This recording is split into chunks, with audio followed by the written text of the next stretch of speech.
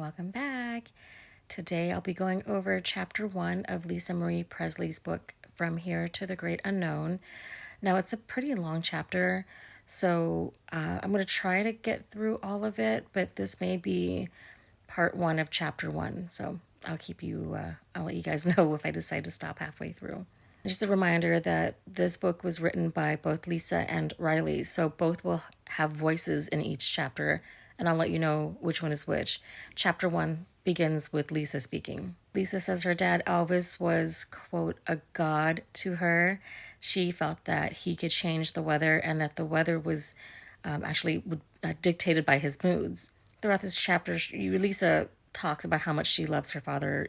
You can absolutely tell how much she loved Elvis. She says all she wanted to do was make her dad happy and make him laugh. Lisa said that there were always fans at the gates of Graceland shouting in Southern accents, Elvis, Elvis.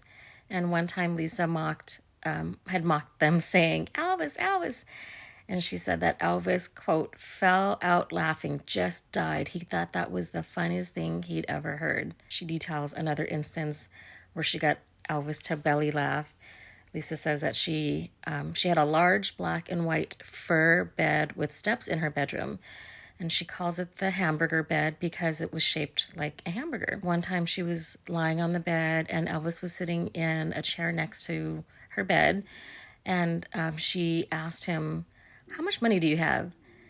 And she said that he laughed so hard he fell out of the chair, but at the time she was confused about what was so funny about her question. Lisa says that their closeness was, quote, a lot tighter than I had ever let on to anyone in the past, end quote. She says her dad loved her dearly and he was 1,000% devoted to Lisa, as much as he could be. Yet she says that she feared him too, describing Elvis as intense, and you'd want to avoid being on the receiving end of his anger. She said she never wanted to upset him because if he did get upset with her, it felt like, quote, everything was ending. One time she popped her knee and Elvis said to her, quote, damn it, why'd you go and hurt yourself? And she said that devastated her. Lisa says that her mom, Priscilla, was an Air Force brat. Priscilla and Elvis met when Priscilla was 14, and she says her parents allowed it. Priscilla's parents allowed it.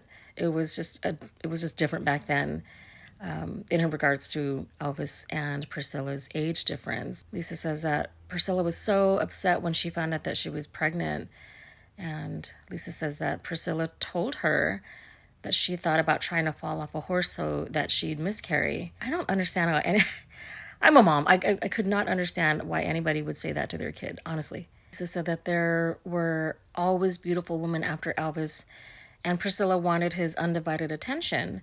She didn't want to gain any pregnancy weight because she said that she wouldn't look good. So Priscilla only ate apples and eggs, and she didn't gain much weight. Lisa says, quote, I was a pain in her ass immediately, and I always felt that she didn't want me. Lisa says that she believes that babies can feel the mother's energy while still in the womb. So she could probably already feel that she was unwanted by Priscilla. She said Priscilla eventually resigned herself to the pregnancy, but, quote, at the time she didn't have great maternal instincts. That might be what's wrong with me. Now Riley is speaking. Riley says that when she was little, she would watch her mom do her makeup, and Lisa Marie had more makeup than any girl could dream of. She says her mom was the most beautiful person in the world. Riley says that she asked Lisa, how old are you? And Lisa laughed and said 28, and Riley marvels at how young her mom was back then. Riley says that Lisa felt, quote, fundamentally broken, not attractive, not lovable, and unworthy. She says Lisa was deeply complicated and misunderstood. Riley says the family tradition was women having babies when they were young. Anne Beaulieu, Priscilla, and Lisa Marie were all young mothers. Anne is Priscilla's mom. They were all young mothers, and Riley says that as Riley grew older, she wished she could have been Lisa's mother and Priscilla's mother. Now Lisa is speaking in the book. Lisa says that she was told that her birth was a sweet story. Elvis and everyone else was nervous. Jerry Schilling ended up driving Elvis and Priscilla to the wrong hospital due to a mix-up. She says that Lisa says that Priscilla was knocked out during the labor. And when she came to, she was just handed a baby, handed Lisa Marie. Priscilla wanted to look good for Elvis before he came into the room, so she applied false eyelashes. But Priscilla was so loopy from the drugs, she ended up applying the lashes to her reflection in the mirror and not on her actual eyelids. After Lisa was born, she says that Elvis and Priscilla left the hospital to a throng of reporters from the press. And she notes that the press has always been in her life since day one. Then the family of three left home for Graceland. Okay, now Riley's talking. Riley details the origins of Graceland. It was built in 1939 by Tom and Ruth Moore. The land was gifted by their Aunt Grace, so they named it Graceland in her honor. And then Elvis bought the property, which is 14 acres, and included the then 10,000 square foot home in 1957 for $102,000. And Elvis liked the name Graceland so much he ended up keeping it. In May 1957, Gladys and Vernon, Elvis's parents, and Minnie Mae Presley, Vernon's mom, moved in. Elvis moved in soon after, in June 1957, after filming Jailhouse Rock. Riley says after Elvis returned from home from the Army, some members of the Memphis Mafia, such as Joe Esposito and Charlie Hodge, moved into Graceland. Gladys and Vernon's room was originally downstairs, but when Gladys passed away, Minnie Mae, aka Dodger, moved into that room. And when Priscilla was pregnant, they turned Dodger's old room upstairs into Lisa's nursery. Riley says that Graceland was a representation of the rising of Elvis and his career. And Riley describes it as, quote, the physical manifestation of the most incredible American dream. She says Elvis grew up poor, but then he became the biggest star in the world. But he was still very humble, and at the end of the day, he was just a Southern boy who got to buy his mama a big old house. And she adds that it's a Southern thing to move your family up and in as you move up. Riley then goes on to describe the interior and exterior of Graceland, which I'm not going to detail just for the sake of time. But she says that in the backyard next to Vernon's house, Lisa Marie's swing set still stands. Riley says that she grew up going to Graceland for the holidays. Once the tours were done for the day, their family would have big dinners and they would play in the house. She says it's an incredible thing to have your family's history preserved in the home where it all happened, and that she can feel her ancestors there. Now Lisa's talking. Lisa said that Graceland was like a vortex in that you could feel the energy in it. When she was there, she felt recharged, and she adds that Elvis would go to Graceland to recharge. She says the top floor of Graceland was just her room and Elvis's room. She says the doors to the top floor were usually shut, and no one went up there but them two, with the exception of a girlfriend. Basically, no one had access to just go up uninvited. She says in order to get to her room, she would have to walk by Elvis's room. And his bedroom had double doors that were black and gold. And if these bedroom doors were shut, he was sleeping. She says that anytime that the doors were open, though, she would always look inside to see what he was doing, which was usually watching TV or reading or talking to people. Vernon lived in a house across the pasture on Graceland, and sometimes Elvis would wake up Lisa at night so that they could go visit Vernon. She said she wasn't close to Vernon. She viewed him as an authoritative figure, and she would hide from him. But she said that she wishes that they had a different relationship. Lisa says that Elvis was, quote, very Southern and would say, "God damn," like a true Southerner. One night, Elvis had a pet store closed to the public because Lisa wanted to go. She says that she and Elvis and the entourage all went. Everyone picked out a pet. Lisa got a little white dog, and Elvis picked out a Pomeranian named Edmund. She says back at home later, she was in her room when she heard Elvis shout, "God damn!" And she ran into his room and saw that his breakfast had been delivered. Elvis said, quote, "That goddamn dog just stole my bacon."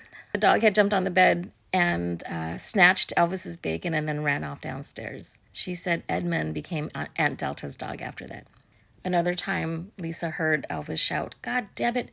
She went into his room to see what was wrong, and he was aggravated that he had to sneeze, but the sneeze wouldn't come out.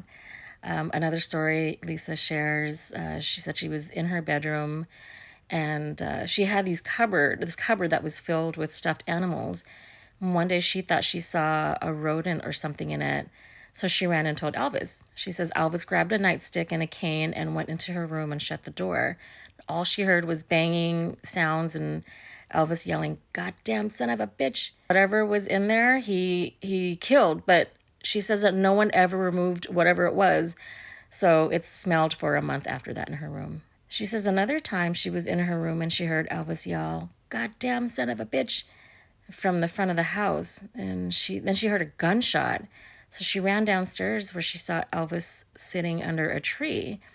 There was a snake coming down the tree and Elvis shot it. Lisa says that everyone was scared of Elvis when he was upset, but she knew him and said, quote, "He just had a kind of funny anger about him. And this trait made her love him even more." Oh. Lisa recalls a time where she had a really bad earache. She was screaming and crying, and Elvis took her to see the doctor.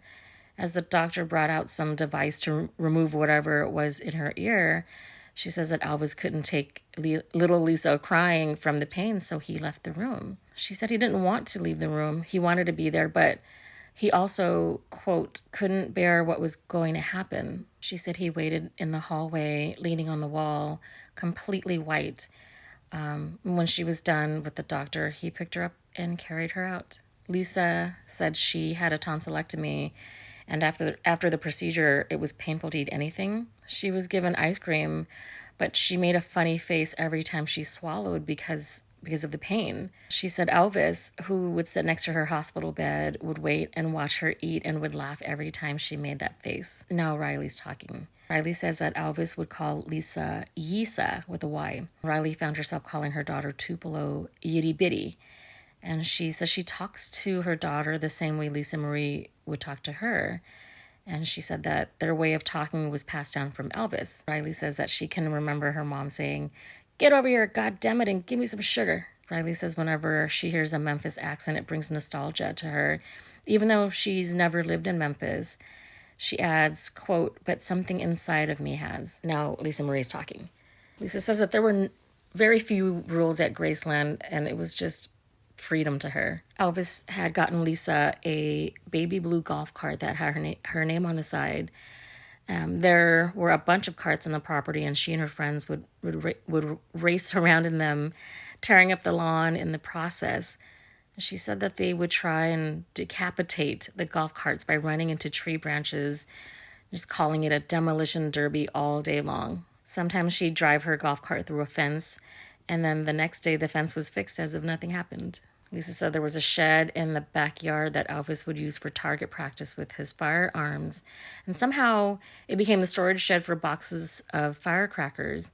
She said Elvis and his friends would shoot firecrackers at each other. One day, Elvis lit a firecracker on top of one of the boxes, and it caused all the firecrackers to go off at the same time, and the whole shed went up in flames. Lisa is amazed that no one ever died at Graceland and truly doesn't understand how everyone came out unscathed. She offers that there may be some divine entity that intervened over the vortex that was Graceland. Speaking of vortexes, Lisa said the pool room downstairs at Graceland seemed to be one. When I first started researching Elvis, I heard the pool room. I thought like a swimming pool inside the house, but it's actually the pool room is a room with a billiards table in it. Anyway, of the pool room, she said that there was no shortage of cigarette butts and adult magazines and adult books. Lisa says, quote, "I was all about those dirty magazines." She said the room had cloth walls and there was a bedroom, and some of the members of Elvis's entourage would live in that bedroom. One time, Elvis threw a stink bomb and closed the door and locked the people in the room. Lisa says it was the land of shenanigans in the pool room. She and her friends would play hide and seek, and her friends would also play pool, then turn out the lights and throw pool balls at each other in the dark. Do you know how heavy pool balls are? Lisa's right. It's a miracle that no one was seriously injured at Graceland. Lisa says that she was wild when she was little. She'd run over people's feet with her golf cart and then take off. And I know I shouldn't laugh. I shouldn't laugh at that, but just picturing little Lisa doing that is hysterical. She said she used her dad as leverage to get away with things. One day she was tearing up the lawn with the golf cart and someone told her to stop. and she threatened that she'd go tell Elvis. Everyone was afraid of Elvis, she says. One of the few exceptions was Joe Esposito. He was not afraid of Elvis, and he was not afraid of Lisa. She says Joe was very stern with her and would tell her to stop doing things like tearing up the grass or stop chasing the horses with her golf cart. Lisa said Graceland had 4 female chefs.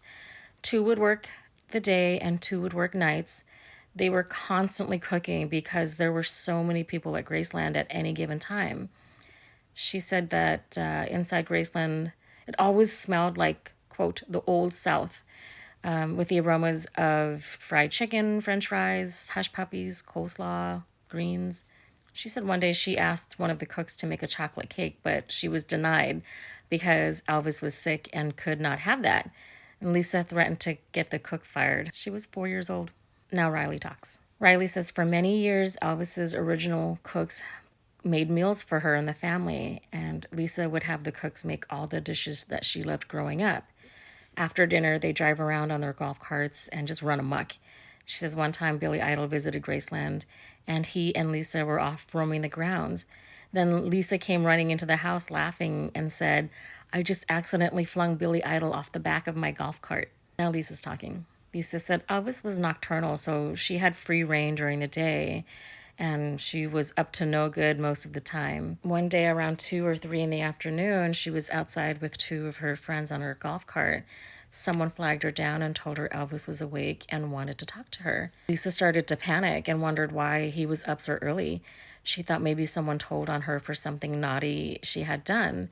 She thought, quote, "I'm going to kill whoever told on me." So she and her friends went into the house to see what her dad wanted. She started to cry, and then her friend started to cry. She went into his room and found him sitting on his bed. She said Elvis always sat in the same spot, leaned up against a lounging pillow, the ones that have arms on them, and he was always rocking. Turns out Elvis just wanted to give the girl some jewelry. And she said she felt so bad about panicking when all he wanted to do was give them gifts and hang out and talk. Lisa said 20 minutes before one of Elvis's Vegas shows, Priscilla told him she was leaving, and that Elvis still had to go out and perform after hearing the news. She was 4 years old at the time, and despite her parents splitting up, she remained very close to her dad. She said she felt adored and loved by Elvis, and he knew how much she, quote, hated going back to her mom's house in Los Angeles. Lisa said Elvis bought a house out in Los Angeles to be closer to her. And her dad would call her when she was with her mom, and she'd play the piano for him or sing, which she didn't really like singing. She said that she would do anything to make him happy, adding if Elvis told her to chop off her legs, she would have done it. Lisa said Elvis and his mom Gladys were very close and loved each other very much. And I'm going to quote the book here. Quote, Gladys, loved him so much that she drank herself to death worrying about him. She just couldn't bear him being away in the army. He went to Germany and she died because of it. So I'm sure that this is just a mistake on Lisa's part about the chronology of Gladys's life. From what I remember, Elvis was stationed in Texas when Gladys fell ill. And it wasn't until she had passed that he was sent to Germany, if I'm not mistaken. Anyway, Lisa said that with Gladys passing, it left Elvis with self-destructive demons that he acted out on. And she says, quote, "I have everything in me that wants to numb out too, and do the same effing thing," end quote. I think this is going to be a good place to stop just because this video is going to be pretty long already. So I'll do part 2 of chapter 1 in my next video. So keep a lookout and I will see you then.